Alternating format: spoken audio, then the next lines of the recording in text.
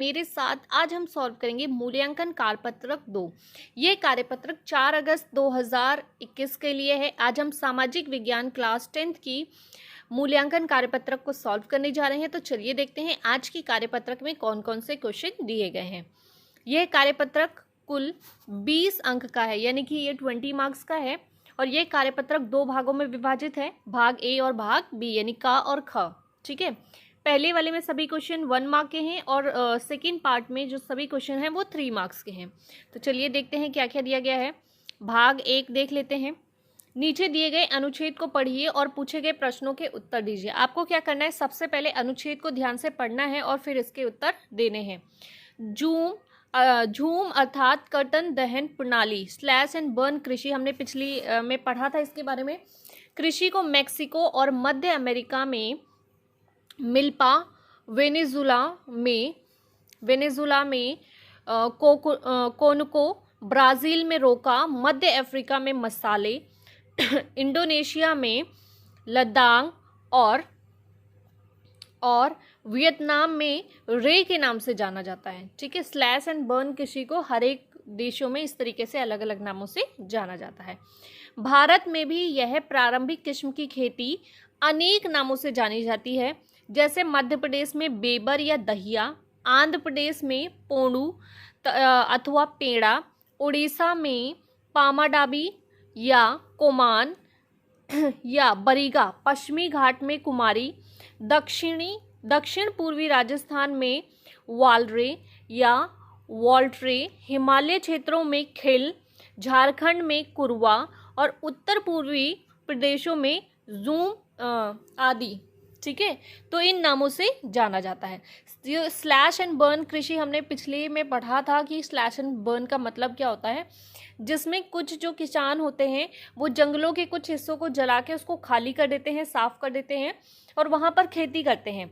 और लगातार खेती करने से जब वहाँ की ज़मीन का उपजाऊपन समाप्त होने लगता है तो उस जगह पे पेड़ लगा के वो वहाँ को उस जगह को छोड़कर चले जाते हैं, किसी दूसरे स्थान पे जाकर वहाँ की ज़मीनों को खाली करके खेती करते रहते हैं। तो इस तरीके से वो किसान क्या करते हैं, अपनी फैमिली के साथ शिफ्ट करते रहते हैं, जगह शिफ्ट करते रहते हैं और वो जगह को खाली कर करके कृषि करते हैं और जब वहाँ की ज़मीन का उपजाऊपन खत्म हो जाता है तो उस जगह को छोड़ के दूसरी जगह शिफ्ट हो जाते हैं। उसे ही स्लैश एंड बर्न कृषि बोलते हैं और ये अलग अलग देशों में अलग अलग नामों से जानी जाती है और हमारे भारत में भी कई अलग नामों से जानी जाती है। तो ये था आज का हमारा टॉपिक। अब इस पर बेस्ड क्वेश्चंस देखते हैं। पहला क्वेश्चन है, कर्तन एवं दहन कृषि को मैक्सिको में क्या कहा जाता है। तो सबसे पहले आपको बोला गया है कि कर्तन और दहन प्रणाली जो है उसको मैक्सिको में क्या कहा जाता है। तो मैक्सिको में इसे कहा जाता है मिल्पा।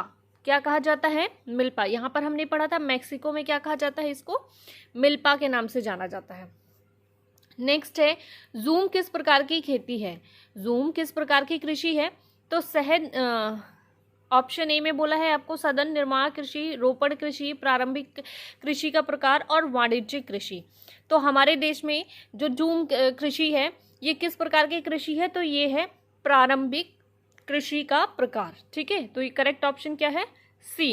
पहले वाले का बी था और दूसरे वाले का सी करेक्ट ऑप्शन है। ठीक है, अब हम बात करते हैं क्वेश्चन नंबर 3 की।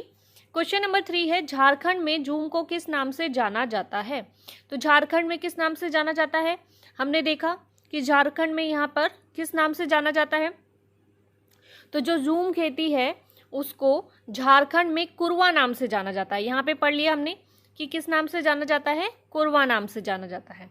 तो झारखंड में झूम खेती को कुरवा नाम से जाना जाता है। निम्नलिखित में से किन राज्यों में झूम की खेती की जाती है। किन राज्यों में की जाती है, मध्य प्रदेश में की जाती है, आंध्र प्रदेश में भी की जाती है, उड़ीसा में भी की जाती है। इसका मतलब ये सभी, इन सभी राज्यों में। तो करेक्ट ऑप्शन क्या है इसका, ये सभी, यानी डी ऑप्शन इसका करेक्ट है। अब हम बात करते हैं 5th क्वेश्चन की। दिए गए अनुच्छेद के अनुसार निम्नलिखित में से किस देश में जूम की खेती नहीं की जाती है। किस देश में जूम की खेती नहीं की जाती है ये बोला गया है आपको। ठीक है, तो अभी हमने पढ़ा कि किस में नहीं की जाती है। हमने पढ़ा कि वेनेजुला में भी की जाती है, वियतनाम में भी की जाती है, इंडोनेशिया में भी की जाती है। कहाँ नहीं की जाती है, तो जापान में नहीं की जाती है। तो करेक्ट ऑप्शन क्या हो गया, जापान। क्या हो गया, जापान। तो एक बार मैं यहाँ पे सारी ऑप्शंस एक बार फिर से लगा देती हूँ, ध्यान से देख लीजिए। पहले का ऑप्शन है बी, दूसरे का जो हमने किया है वो है सी, तीसरे का सही ऑप्शन है ए, चौथे का सही ऑप्शन है डी और पांचवी का सही ऑप्शन है ए। तो ये इनके सभी आंसर्स हो गए। आपको मैंने इसमें बता दिया है, आप अपनी वर्कशीट को सॉल्व करने के बाद, मूल्यांकन कार्यपत्रक को सॉल्व करने के बाद यहाँ से उसको चेक कर सकते हैं। चलिए अब हम देखते हैं आगे के क्वेश्चंस। भाग दो के आंसर्स मैं आपको लिख के समझाऊंगी। तो भाग 2 के क्वेश्चंस पढ़ लेते हैं, क्या क्या दिया गया है। पहला क्वेश्चन है ऊर्जा संसाधनों के संरक्षण के कोई 3 उपाय लिखिए। दूसरा है कृषि के विभिन्न प्रकारों का संक्षेप में वर्णन कीजिए। थर्ड क्वेश्चन है चावल की खेती के लिए आवश्यक भौगोलिक दशाओं का वर्णन कीजिए। फोर्थ है आप अपने दैनिक जीवन में खनिज संसाधनों का संरक्षण कैसे कर सकते हैं, वर्णन कीजिए। और फिफ्थ है भारत की किसी एक रबी फसल पर संक्षिप्त निबंध लिखिए। तो ये हैं हमारे आज के क्वेश्चन। चलिए शुरू करते हैं इनके उत्तर। तो आप 5 क्वेश्चन जो 1 वर्ड वाले थे वो हमने ऑलरेडी सॉल्व कर लिए हैं। अब हम बात करते हैं क्वेश्चन नंबर 6 की। क्वेश्चन नंबर 6 है ऊर्जा संसाधनों के संरक्षण के कोई 3 उपाय लिखिए। उत्तर है ऊर्जा संसाधनों के संरक्षण के उपाय निम्नलिखित हैं। नंबर 1, सौर ऊर्जा का अधिक से अधिक प्रयोग करना चाहिए, क्योंकि सौर ऊर्जा सूर्य से प्राप्त होती है और सूर्य कभी समाप्त नहीं होगा, इसलिए सौर ऊर्जा कभी समाप्त नहीं होगी, इसलिए हमें सौर ऊर्जा का अधिक प्रयोग करना चाहिए।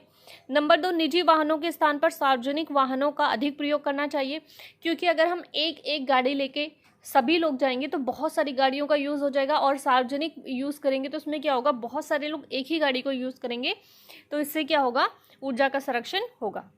बात करते हैं थर्ड पॉइंट की। थर्ड पॉइंट है कम से कम इलेक्ट्रॉनिक उपकरणों का प्रयोग करना।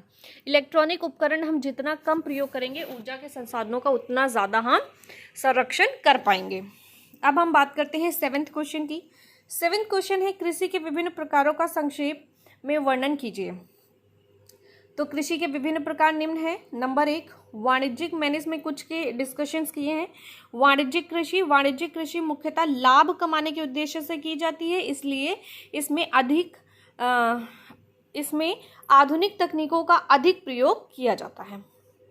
नंबर 2, प्रारंभिक जीविका निर्वाह कृषि, यह कृषि कुछ साधारण उपकरणों की सहायता से की जाती है, मतलब प्रारंभिक जीविका निर्वाह कृषि अपने जीवन यापन के लिए मुख्यतः की जाती है।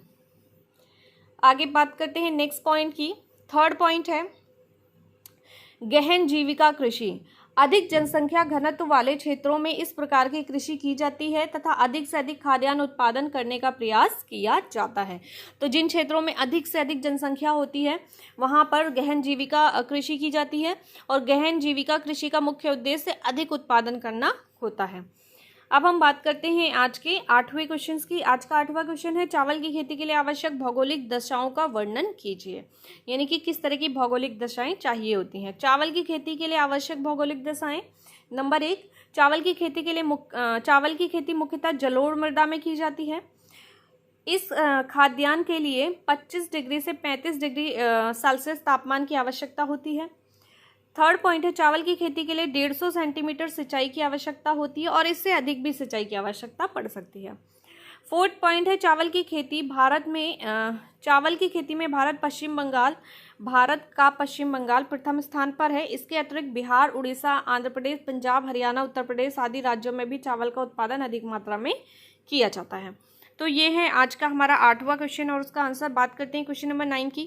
क्वेश्चन नंबर 9 है आप अपने दैनिक जीवन में खनिज संसाधनों का संरक्षण कैसे कर सकते हैं। तो उसका उत्तर है खनिज संसाधनों का संरक्षण नई तकनीकों की खोज करके खनिज संसाधनों का संरक्षण किया जा सकता है। खनिज संसाधनों का पुनः प्रयोग करके संरक्षण किया जा सकता है। क्वेश्चन नंबर 10 की बात करते हैं भारत के लिए किसी एक रबी फसल पर संक्षिप्त निबंध लिखिए। उत्तर है गेहूं भारत की सर्वाधिक प्रयोग की जाने वाली खाद्य फसल है जो रबी फसल के अंतर्गत आती है। गेहूं का उत्पादन जलोढ़ मृदा में 10 से 25 डिग्री सेल्सियस तापमान पर किया जाता है। इसके लिए 50 से 75 सेंटीमीटर सिंचाई की आवश्यकता होती है। उत्तर प्रदेश, पंजाब, हरियाणा, मध्य प्रदेश आदि राज्यों में गेहूं का उत्पादन किया जाता है। तो ये हैं हमारे आज के सभी प्रश्न और उनके उत्तर। आई होप आपको समझ में आए होंगे। यदि आपको समझ में आए हैं, वीडियो पसंद आई है तो वीडियो को लाइक, शेयर एंड सब्सक्राइब करना बिल्कुल ना भूलें।